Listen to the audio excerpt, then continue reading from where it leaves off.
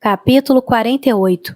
Elinor encontrou, enfim, a diferença entre a expectativa de um acontecimento desagradável, por mais certo que a mente o considere, e a própria certeza.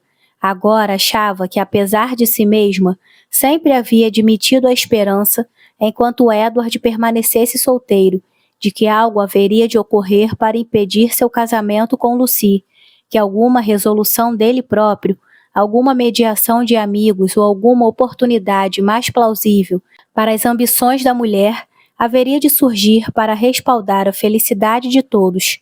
Mas agora ele estava casado, e ela condenava seu coração pela bajulação fingida que tanto elevou a dor pela informação.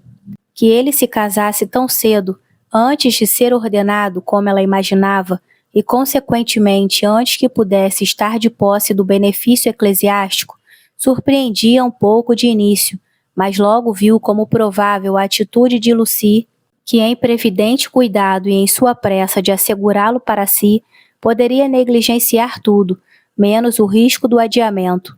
Estavam casados na cidade, e agora iam depressa para a casa do tio dela, o que Edward não tinha sentido ao estar a 4 milhas de Barton, ao ver o criado da mãe dela, e ao ouvir a mensagem de Lucy. Estariam logo, assim supunha, instalados em Delaford, lugar pelo qual tudo conspirava para lhe despertar interesse, que ela queria conhecer e logo desejava evitar. Viu-os num instante em sua casa canônica. Viu em Lucy a ativa e controlada administradora, unindo ao mesmo tempo o desejo de uma aparência elegante ao máximo de frugalidade e envergonhada de que pudessem suspeitar de metade de suas práticas econômicas, perseguindo seu próprio interesse em cada pensamento, cortejando os favores do coronel Brandon, da senhora Jennings e de todos os seus amigos ricos. Em Edward não sabia o que ver, nem o que desejava ver. Feliz ou infeliz, nada a agradava. Maneava a cabeça a cada imagem dele. Elinor andava imaginando que alguém de suas relações em Londres lhes escrevesse para comunicar o evento e fornecer mais pormenores. Mas os dias se passavam sem que trouxessem uma carta, uma notícia que fosse, embora não atinasse a quem podia recriminar.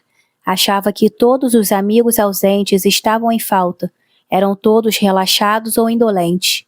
Quando é que a senhora vai escrever ao coronel Brandon, mamãe? Foi uma pergunta que brotou da impaciência de sua mente para saber de alguma coisa. Eu lhe escrevi semana passada, minha querida, e prefiro vê-lo a receber carta dele novamente. Insisti seriamente para que viesse visitar-nos, e não ficaria surpresa se ele aparecesse por aqui hoje ou amanhã ou qualquer um dia desses. Já era alguma coisa a esperar. O coronel Brandon devia ter alguma informação a dar. Mal acabara de cogitar isso, quando a figura de um homem a cavalo dirigiu seus olhos para a janela. Ela parou à porta. Era um cavalheiro, era o próprio coronel Brandon. Agora iria saber muito mais, e tremia na expectativa. Mas não era o coronel Brandon, não tinha seu aspecto nem sua altura. Se fosse possível, poderia dizer que era Edward. Olhou de novo. Ele acabava de desmontar. Não podia estar errada. Era Edward. Ela se afastou e sentou-se. Vem da casa do tio de Lucy propositadamente para ver-nos. Preciso ficar calma. Vou conseguir me dominar. Num instante ela percebeu que as outras também já estavam cientes do engano. Viu a mãe e Marianne mudarem de cor. Viu-as olhar para ela e sussurrar algumas frases entre si.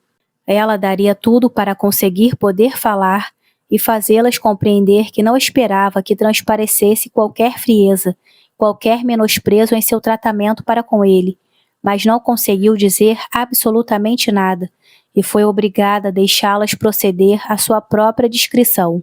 Nem uma sílaba foi ouvida em voz alta. Todas esperaram em silêncio pela chegada do visitante. Seus passos foram ouvidos ao longo do caminho de cascalho. No momento estava na entrada e em outro estava diante delas. Seu semblante ao entrar na sala não transparecia contentamento, nem mesmo para Elinor. Suas feições eram pálidas e agitadas. Parecia estar receoso da maneira como seria recebido. ciente de que não merecia qualquer espécie de gentileza.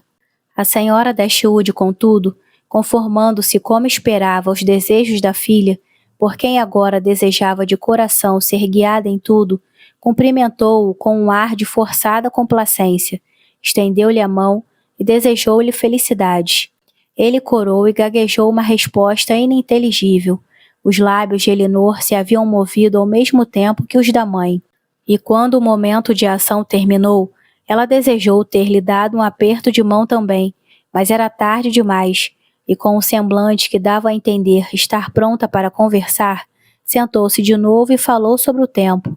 Marianne se havia retirado o mais longe possível da presença deles para ocultar seu desgosto, e Margarete, compreendendo alguma parte, mas não o caso em sua totalidade, achou necessário manter atitudes dignas, e por isso foi sentar-se tão distante dele quanto possível, e manteve-se em estrito silêncio.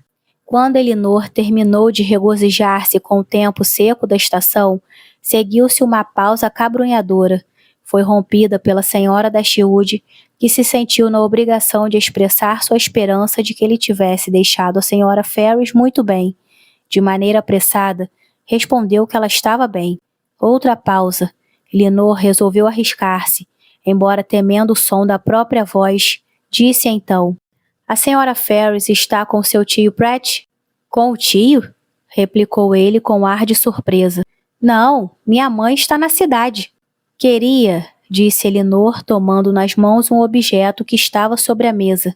"Queria perguntar pela senhora Edward Ferrars." Ela não ousou erguer os olhos, mas a mãe e Marianne volveram seus olhos para ele. Ele corou, pareceu perplexo, indeciso, e depois de alguma hesitação disse: "Talvez você se refira ao meu irmão, quer dizer, a senhora Robert Ferrars." "A senhora Robert Ferrars?"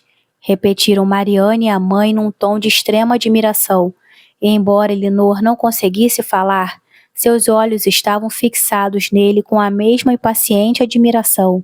Ele se levantou da cadeira e caminhou até a janela, aparentemente sem saber o que fazer.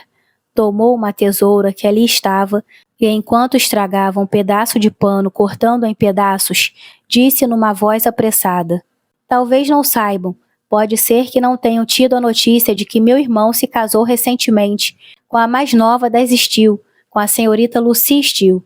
Suas palavras ecoaram num espanto indescritível em todas, menos em Elinor, que sentou com a cabeça inclinada sobre o objeto que tinha nas mãos, num estado de tal agitação que a deixou praticamente sem saber onde estava. "Sim", disse ele, "casaram-se na semana passada e agora estão em Dulwich." Elinor não conseguiu suportar mais. Saiu correndo da sala, e logo que a porta se fechou, rompeu em lágrimas de alegria, que de início pensou que não cessariam nunca.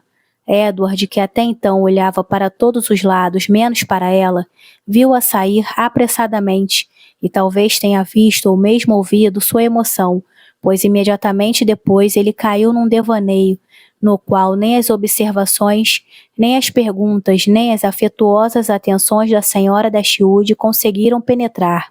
E por fim, sem dizer uma única palavra, deixou a sala e seguiu caminhando em direção à vila, deixando todas no maior espanto e perplexidade com aquela mudança de sua situação, tão maravilhosa e tão súbita, perplexidade que elas não tinham meios de atenuar, a não ser por suas próprias conjecturas.